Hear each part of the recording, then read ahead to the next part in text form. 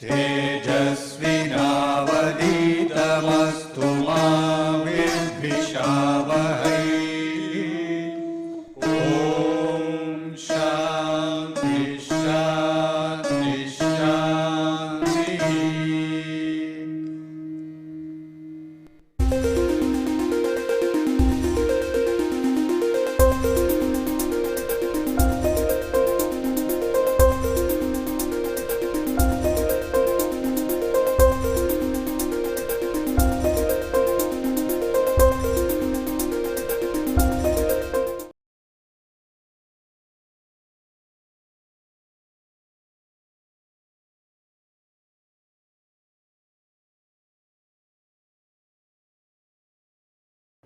Good morning. In the last lecture, we finally completed Maxwell's 4 equations. We had introduced the last correction to these equations, namely the displacement vector term. So, up to now we had been working in the area of statics and motional EMF, and that in a certain sense covers all of the theory of machines, transformers, generators, but it misses a very important part of electromagnetic theory, and it was this part that Maxwell identified when he completed these equations. So, the first part of this lecture I am going to just review, because these kinds of ideas it is good to hear them twice. Whatever you missed the first time, you will get the second time round, and then I will go on and look a little bit more into what we call the wave equation. So, let me review what we had up to the beginning of last lecture. We knew that the magnetic field satisfied divergence B is equal to 0, and we also had that curl of H is equal to J, the current density. We knew that divergence of the displacement vector was equal to charge density, and we knew that curl of the electric field was equal to minus del B del T. So, this was due to the fact that B was due to only currents and there is no such thing as a magnetic charge. This was from Gauss's law. This came from Ampere's law, and I never really proved it, but I sort of motivated it by showing that if you have little loops, curl of H is 0 except near the loop, and this is Faraday's law. And using these 4 laws, we also showed that you can prove that electric energy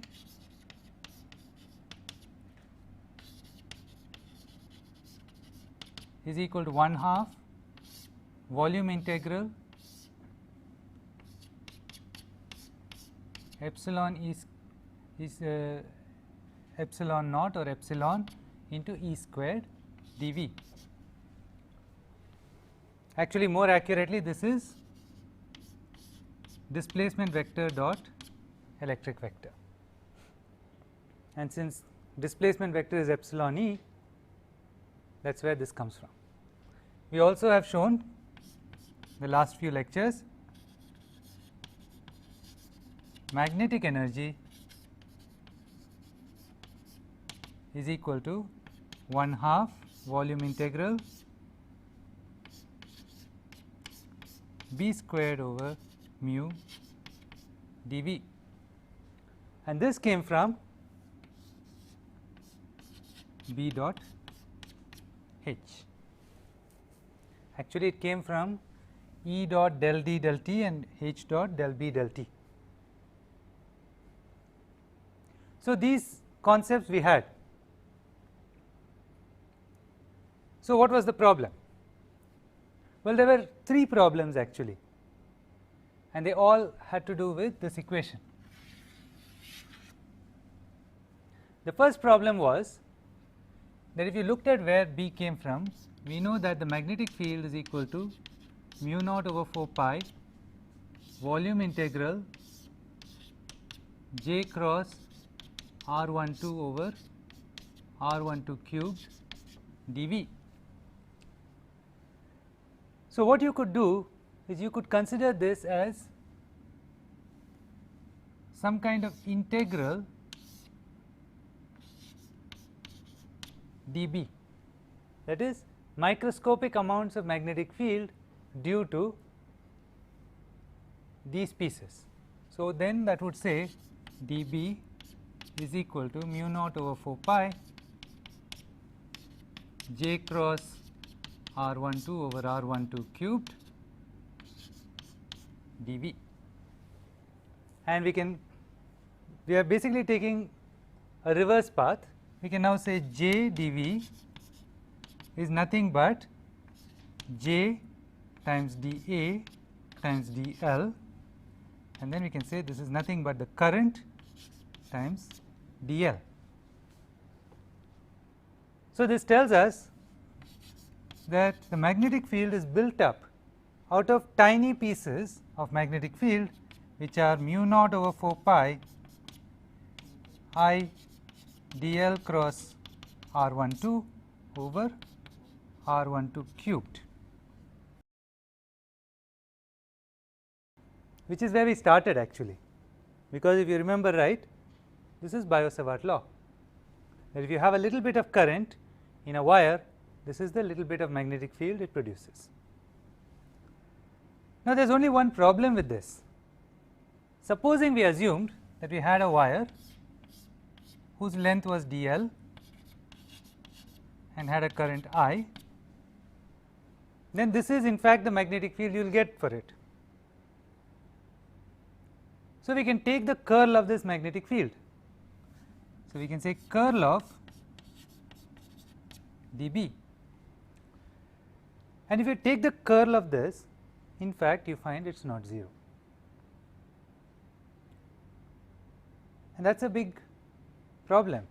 This is the very building block out of which all of magnetostatics has come, and magnetostatics has proven that Ampere's law holds, and yet the very building block of magnetostatics says curl of B is not equal to 0.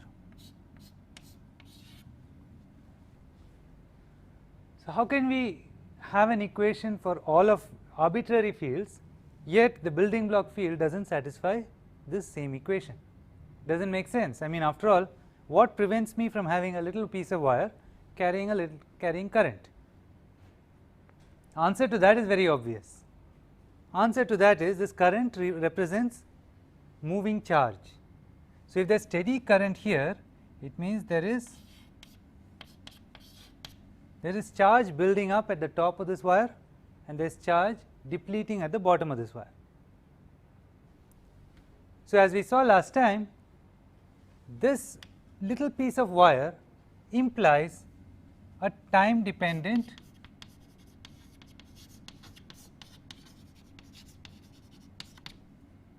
electric field.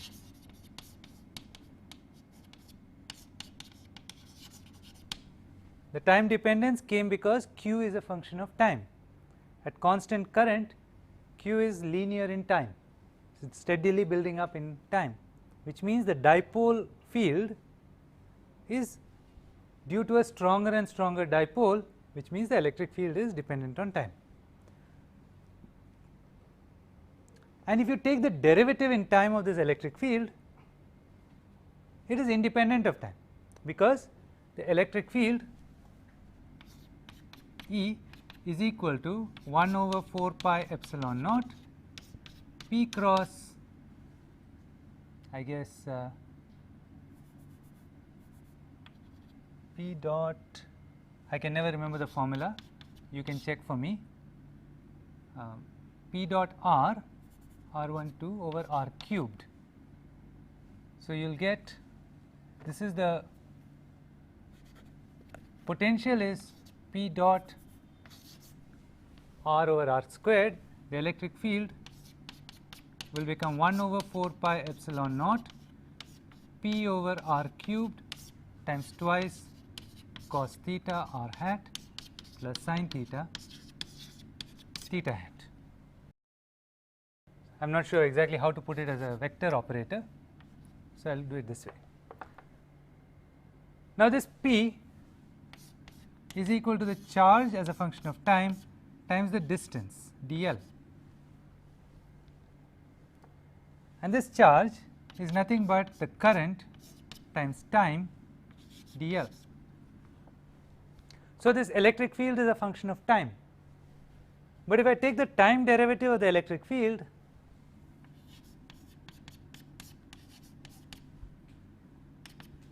or I should put partial derivatives, but I am being very sloppy here right now, 1 over 4 pi epsilon naught I dl over r cubed times twice cos theta r hat plus sin theta theta hat. The details do not matter. What matters is if I take the time derivative of this dipole electric field, it does not depend on time. It is a constant. It depends on space, of course, but it does not depend on time. Now, if you look at this expression, this is also independent of time, but unfortunately curl of B is not equal to 0. Now, I am not going to prove it because there are better ways of proving it. This piece, the dE dt, is exactly the correction you need to add to this piece. Mu times that is required, mu epsilon times that, to correct this piece and make curl of B 0. So, it turns out that really this equation curl of H equals J is wrong. It is not equal to J. It is actually equal to something more, and if you ask what is it that is required to make curl of the little piece of B equal to 0, you find that it is equal to J plus del D del T. I have not proved it, but I have motivated it in the sense that the difference between a loop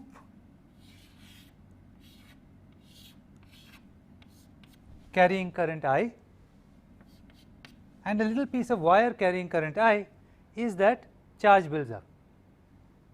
In this case, we already proved curl of B is 0 away from the loop. In this case, curl of B is not 0, and what we find is if we add dE dt, it makes curl of B 0. Since there is no dE dt in this case, there is dE dt in this case, that solves both problems.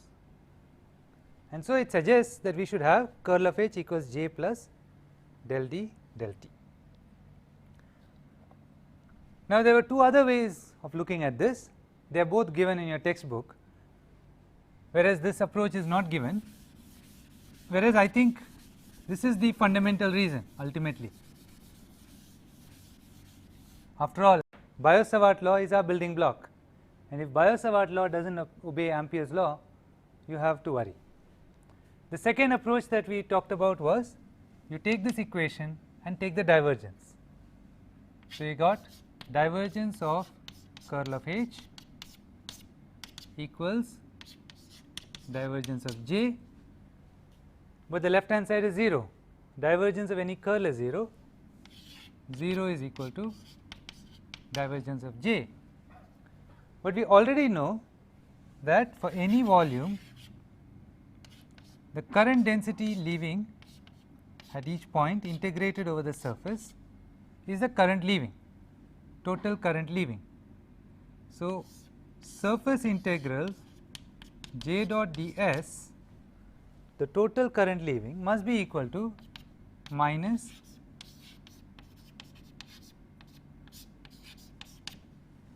the rate at which the current is charge inside is dropping, minus dq dt. But I can write this as a volume integral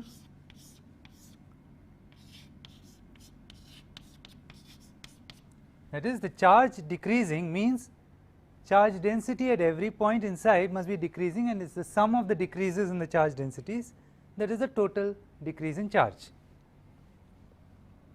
Apply Gauss's law, that gives you divergence of J is equal to minus del rho del T.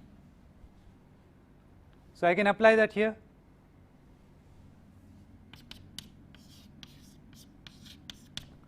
So, Ampere's law is telling us something. It is telling us that charge density is not changing, but that is not true. I mean, Maxwell's equations must apply everywhere, including places where I am charging up or charging down an object. That is, in the presence of capacitors, Maxwell's equations must be correct, and in fact it must therefore hold for the case of Biot-Savart law, where I am having plus q and minus q building up. Clearly here del rho del T is not 0, yet Ampere's law requires del rho del T to be 0. So, I need a corrective term. What corrective term can I have? It must be that I must add a piece which goes like plus del rho del T, in which case my answer would be divergence J plus del rho del T would become minus del rho del T plus del rho del T, which would be 0. So, 0 equals 0. So, I need a term that it looks like plus del rho del T. Rho is nothing but divergence of D, that is one of Maxwell's equations. So, that immediately tells us what we need to do. As the textbook points out, it is not a proof, but it is been proven. So, we can just write this whole equation as divergence of curl of H equals divergence of J plus del D del T, which suggests that curl of H is equal to J plus del D del T. And this is the new Ampere's law, the Ampere's law that includes an electric field term.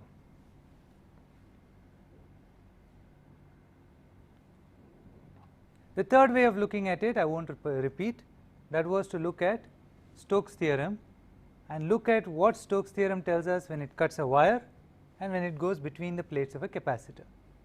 That is also very well covered in most textbooks. So, that gave us a correction to Ampere's law, which said that it is equal to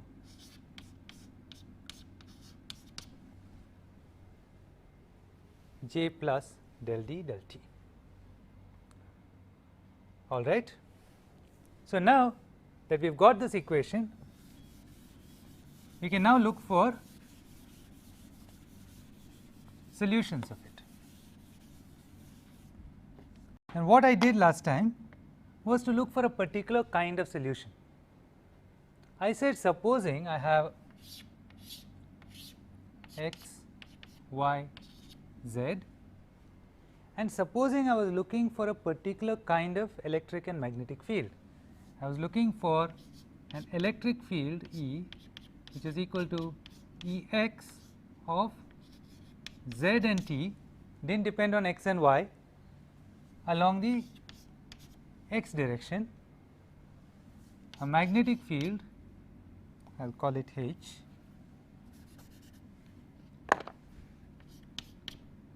which was Hy, which is also a function of z and t along the y direction. Now, I can apply the various laws and look at it.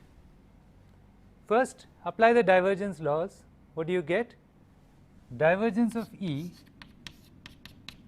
since only z is the dependence, there is no derivative with respect to x, there is no derivative with respect to y.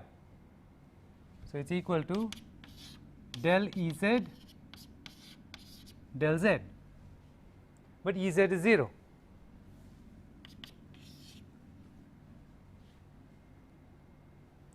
Divergence of H del Hz del z is equal to 0. I am going to look in a case where it is vacuum. So, mu equals mu naught, epsilon equals epsilon naught. So, really when I talk about electric and E and H, I am really also talking about D and B. Now, let us go to the curl equation. Curl of E is equal to minus del B del T.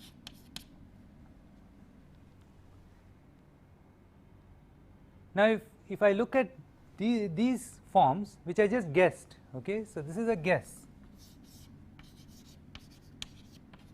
I do not know if a solution exists of this type, but I am going to look for it in my equations. If this is the form for the electric field is along x and it varies along y, I mean along z. So, if I want a curl, I must draw my Stokes curve in the xz plane, because one of the arms of the Stokes curve must be along x and the other arm must be in the direction in which the electric field is changing, and therefore, the normal to that Stokes curve, Stokes surface points along y. So, if I take the curl of E for this particular problem, what will I get? I will get y hat del del z of E x, and of course, there will be other terms like del del x of E z, which is 0, and then the terms involving x hat and z hat. But you can easily show that this is the only term that is present. It is because if we draw the Stokes surface any other way, we will not get any contribution. So, this is along y, and magnetic field is anyway along y. It is equal to minus mu along the y direction del h y del t. So, this gives us one equation. It says del E x del z is equal to minus mu del h y del t. The second equation we had was curl of h is equal to j plus del d del t. I am working in vacuum, mu naught epsilon naught, no materials, no current. So, it looks very similar to Faraday's law. In fact, in the absence of current, the generalized Ampere's law and Faraday's law look very similar except for the sign. So, I apply that same argument. If I have magnetic field in the y direction, variation in the z direction, so my Stokes curve must be in the yz plane, because one arm must point in the direction of the field, otherwise you do not get a loop integral h dot dl, and the other arm must point in the direction in which it is varying, otherwise the two arms that point along h will cancel out. And if you look at this, it points in the x direction. So, we expect an x component out of this, and the electric field is anyway in the x component. So, what do we get? We get x hat del del z of h y with a minus sign. That is because if you take the curl x hat del del y of h z minus del del z of h y, h z is 0. So, the only term that is present is minus x hat del del z of h y is equal to epsilon naught x hat del E x del t. So, again the x hats are common, so you can remove them and you get del h y del z is equal to minus epsilon del E x del t. These are very important equations. They come in many areas, especially they come in transmission line theory. You will see similar equations in power systems when you do transmission line equations.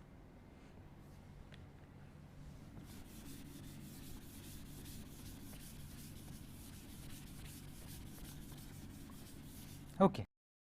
So, I am going to take these two equations and combine them, and when I combine them, all I do is I take the z derivative of this. So, I get del squared E x del z squared, which will be minus mu del z of del h y del t. That is taking this equation and taking the z derivative of it, but because second partial derivatives, it does not matter which order you do it in, this will be equal to minus mu del t of del h y del z. But then I can then apply the second equation, because del h y del z, I have an equation for that. So, let me use that. It gives me minus mu del t of minus epsilon del E x del t. So, that gives me my final equation.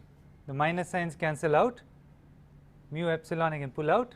So, it gives me del squared E x del z squared is equal to mu epsilon del squared E x del t squared.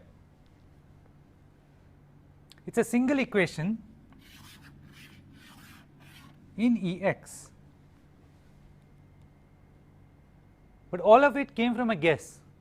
It came from the guess that my field varied in the direction 90 degrees to the direction in which it was pointing, both fields, and they varied in the common direction z.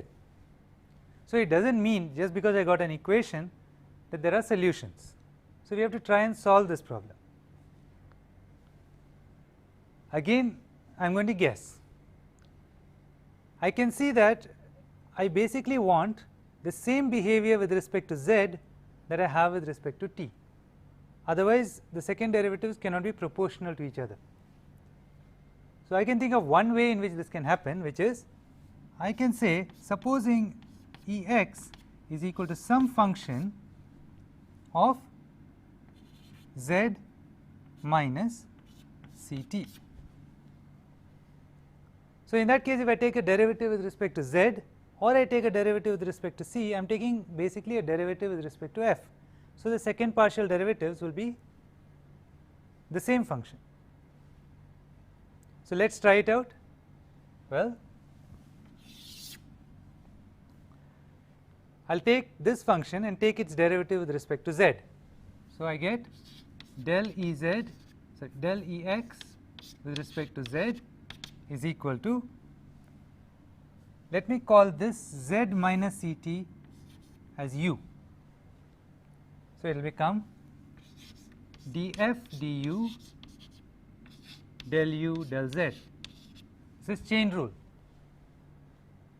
If I have a function which it depends on some variable, and that variable depends on the one that I am differentiating with respect to, I can first take the derivative with respect to u and then take the derivative of u with respect to z. So, it is just the chain rule, but del u del z is 1. So, this is equal to df du. If I take the second derivative, del squared E x del z squared is equal to d du of df du times del u del z, because del squared del z squared is del z of this quantity. Again, del u del z is 1. So, it is equal to d squared f du squared. Now, what about with respect to time? Well, I get del E x with respect to time is again df du del u del t. But what is del u del t? U is z minus c t. So, del u del t is equal to del t of z minus c t. Z does not depend on t, so it does not give you anything, but it is minus del t of Ct, which is minus C. C is a constant I have assumed here.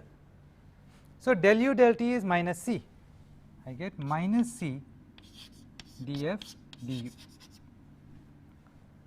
Let me take the second derivative, del squared Ex del t squared is equal to d du of minus C df du del u del t. Del u del t is once again minus C. This minus C does not depend on u, so it can be pulled out. So, I get minus C squared d squared f du squared. So, I can take all this and put it into this equation. I am going to do it on this screen itself, so that you can see all the equations in one go. Del squared Ex del z squared comes from here, it is d squared f du squared is equal to mu epsilon. Del squared Ex del t squared comes from here, it is minus C whole squared d squared f du squared. Well, d squared f du squared cancels out, it is the same on both sides, or what I get is 1 is equal to minus C squared is just C squared mu epsilon C squared, or C squared is equal to 1 over mu epsilon.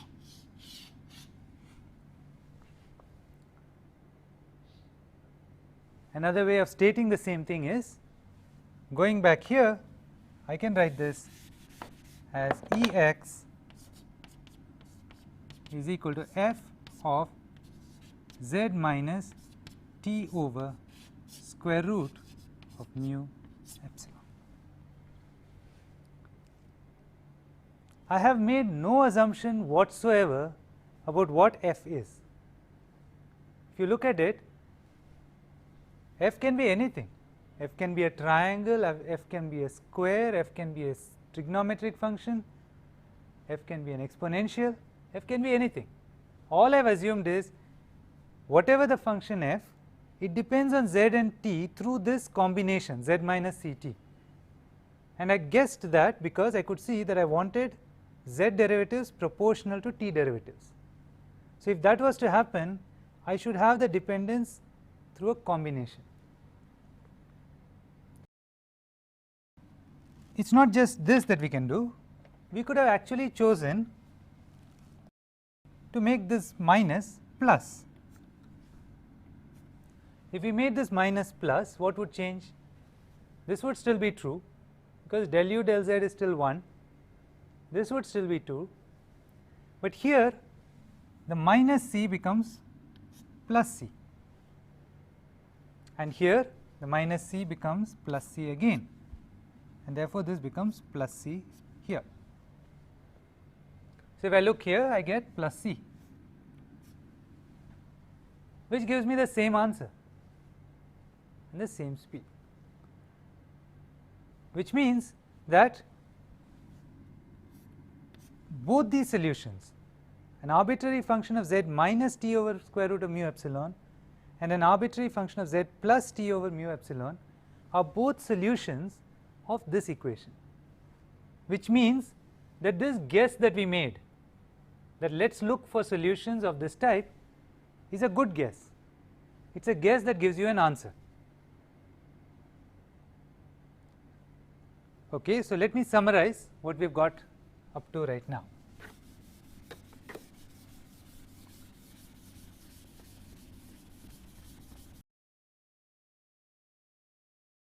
We started with the generalized Ampere's law and we derived the wave equation. Actually, we derived it in one dimension and the wave equation looks like del squared Ex del z squared is equal to mu epsilon del squared Ex del t squared. And for this problem I assumed vacuum. Having done this, I assumed that the dependence on z and t were connected, and I found that any solution of the following type, Ex as a function of zt is equal to some f of z minus ct, or I should say ct, I should say t divided by square root of mu naught epsilon naught plus any other function g, function of z plus t over square root of mu naught epsilon naught is a solution of this equation.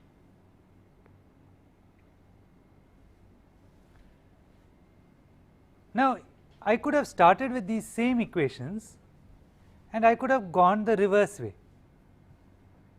Instead of eliminating h through this equation, I could have eliminated E through this equation.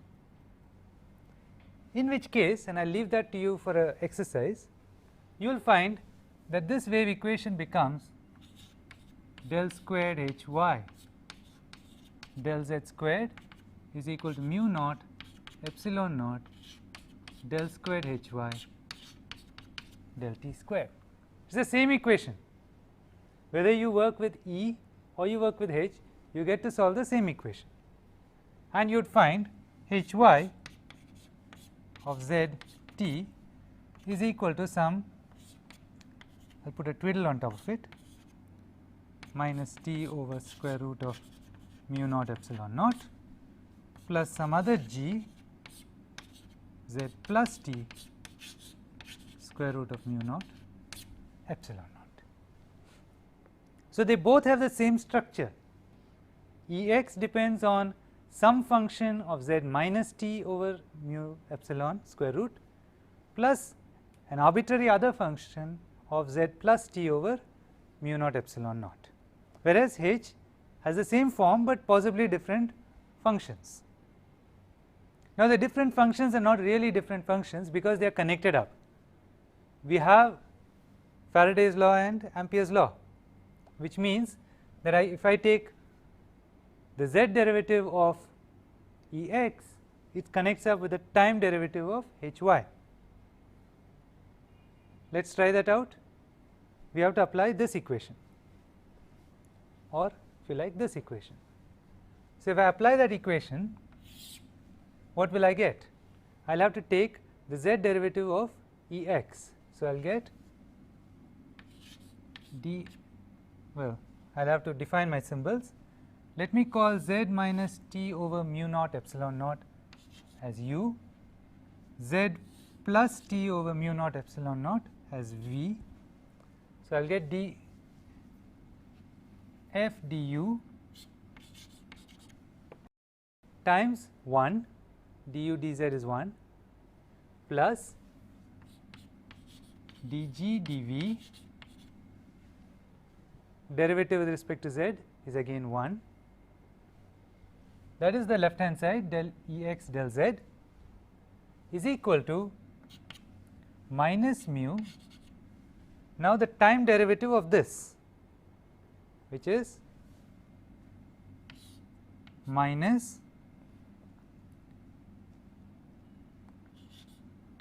df twiddle by du divided by square root of mu naught epsilon naught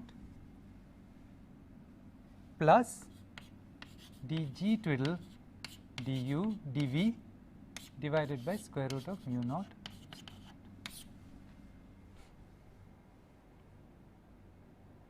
Similarly, if you use this equation, you will get another pair of equations. So, clearly df, f and g are related to f tilde and g tilde. We will come back later to exactly what the relation is, but solving any one of these two amounts to solving both. Okay. So, now let us look at what kind of solution we have found.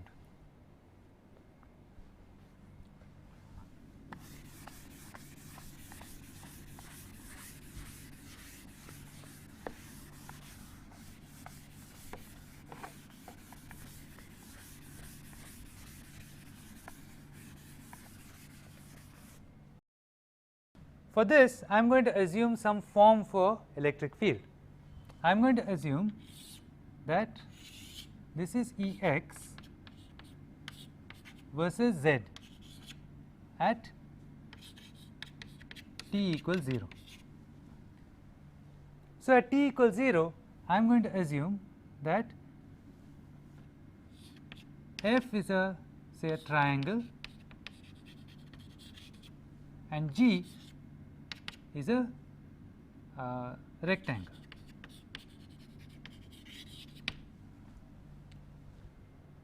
So, if I draw my f and g, let us say my f is a triangle, this is f,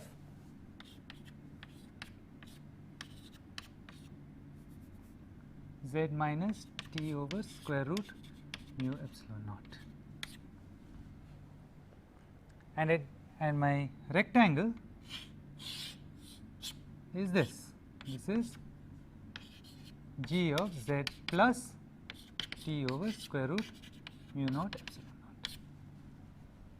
So, at t equals 0, I have some electric field. Now, what is this electric field going to do? Now, as time changes, supposing t is now equal to a larger value,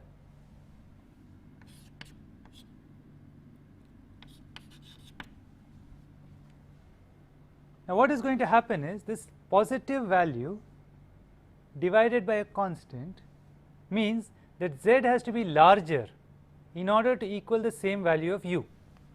That is, u is equal to z minus t over square root mu naught epsilon naught. When t is equal to 0, u is z. If t is equal to 1, u is z minus 1 over square root of mu naught epsilon naught. So, I need a larger z in order to get the same u. So, what will happen is that for positive time, if I draw the same graph underneath,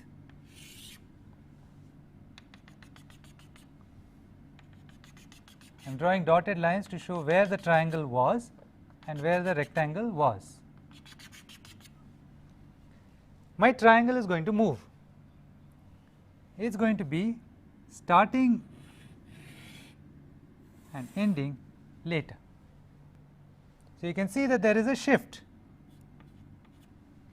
The shift is due to the fact that due to time, positive time, I require a larger value of z to reach the same value of z minus t over mu naught epsilon naught. For positive time, this triangle is moving in this direction. What happens if I look at the rectangle? Now, at positive time,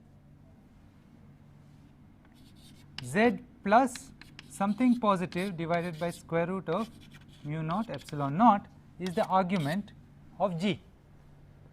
So, to reach the same value of this quantity, I need smaller z, because this is already present. Therefore, my rectangle is going to start and end at smaller z. The rectangle is moving left. Now, the final electric field I have is the sum of the two. So, what is going to happen? I have no electric field up to this point. I have electric field due to this triangle. This electric field drops again due to the triangle. Then suddenly there is this rectangle.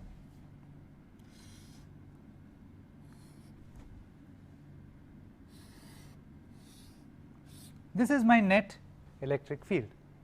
The electric field is due to the sum of both triangle and rectangle. And as the rectangle moves left and the triangle moves right, they are going to meet each other. And they are going to pass right through each other. And if you look at some later time, this same picture will now become a triangle moving right and a rectangle moving left.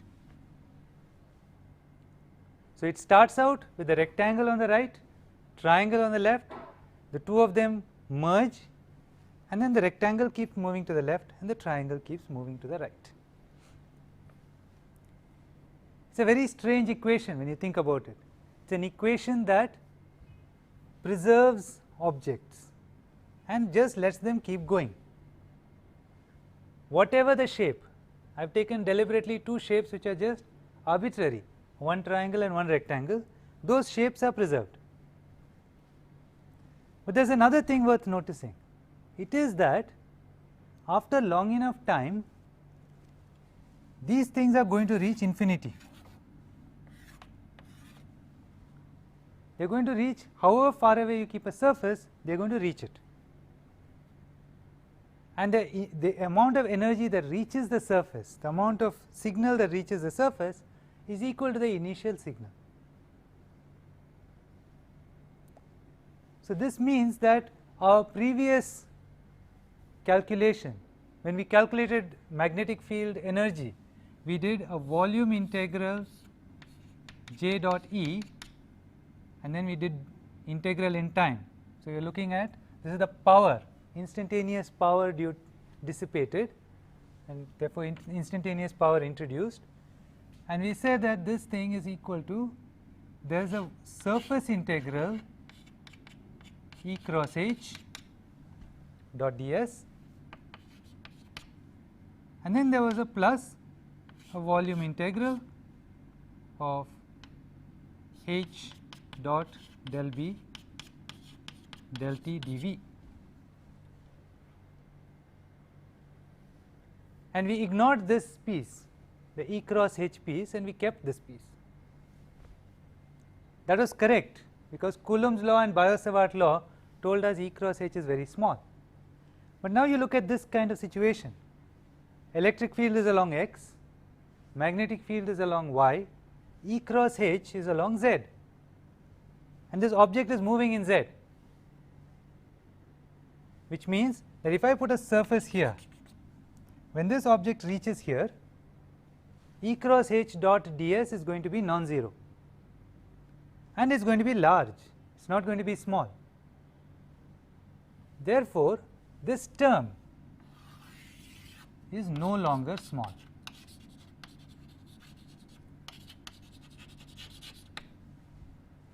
In fact, this is the term that now becomes very important, and it is called the Poynting flux.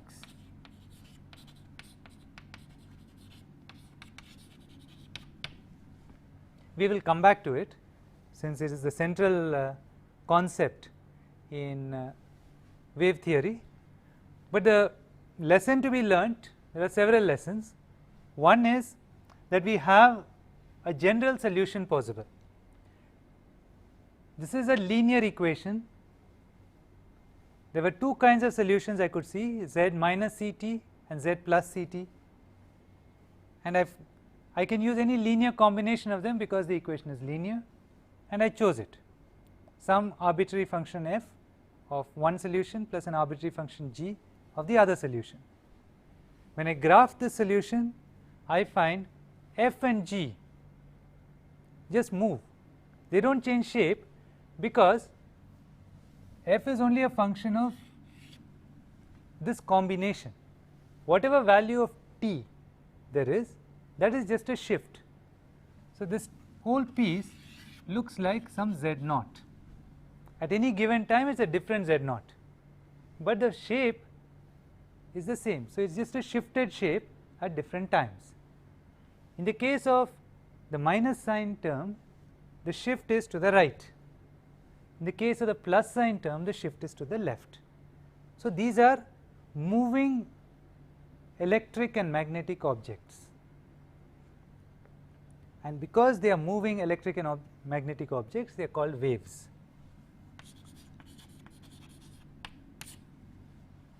We will come back to more familiar waves very shortly, but these are also waves, there is nothing unwave like about it.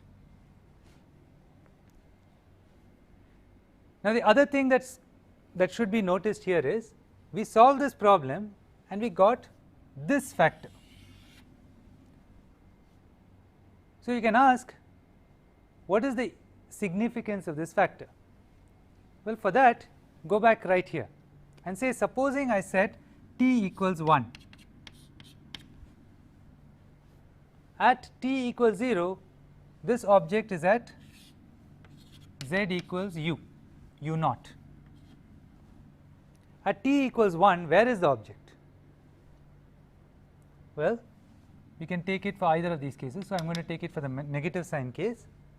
We have that z minus 1 over square root of mu naught epsilon naught is equal to u naught.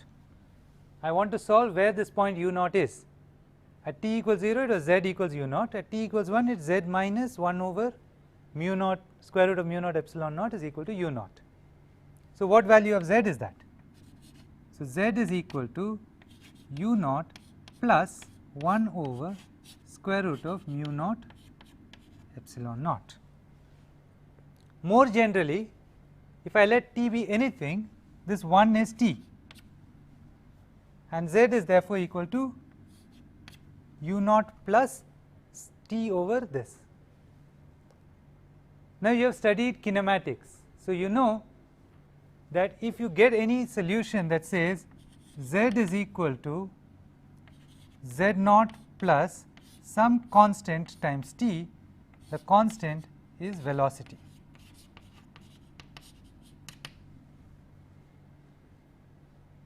What is the velocity in this case? This velocity v is equal to 1 over square root of mu naught epsilon naught. When you put in the numbers, it's no accident, because it was designed that way. You get that this is equal to the speed of light in vacuum, that is, it's equal to 3 into 10 to the 8 meters per second. So, it's just coming out of the equations. The equations have built in them that any disturbance that you have can be solved for, and you will get one part of the disturbance moving forward with the speed of light, one part of the disturbance moving backwards with speed of light, or if you like, one moving right, the other moving left. This velocity is nothing but speed of light. Once Maxwell saw this, well, I am not sure exactly of the history, whether it was Helmholtz or Maxwell, but once they saw this feature, they began to realize something.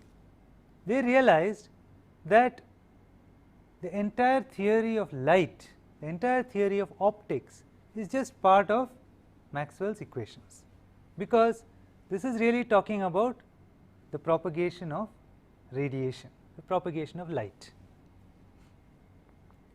It's a tremendous kind of simplification, because you do not have to have two separate theories, one theory to explain light, one theory to explain electricity and magnetism.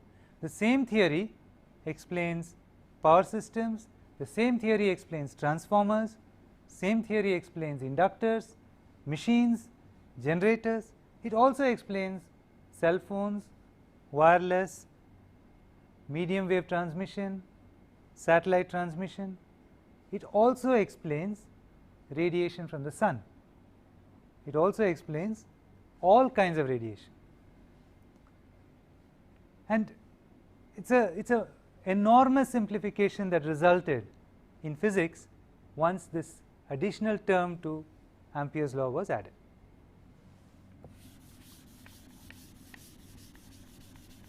Now, there is only one thing I want to do now, which is, supposing instead of talking about arbitrary functions f and g, supposing I had assumed Ex is equal to some a cos of z minus Ct. I am going to call it Ct.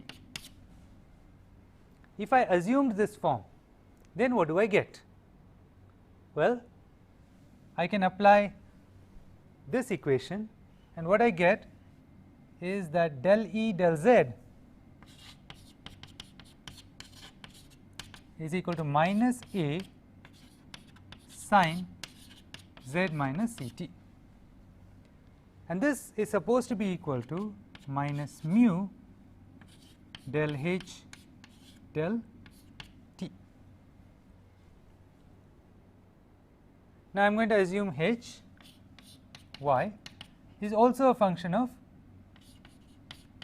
Z minus Ct. If this is a function of Z minus Ct, that one will also be, because we know disturbances are moving as objects. So, the electric field must carry the magnetic field with it, magnetic field must carry the electric field with it. But what is the shape of Hy? Well, that is easy. I just integrate this with respect to time, and if you integrate that with respect to time, what do you get? It implies H is equal to A over mu times the integral of sine, but this is sine of u, not sine of t.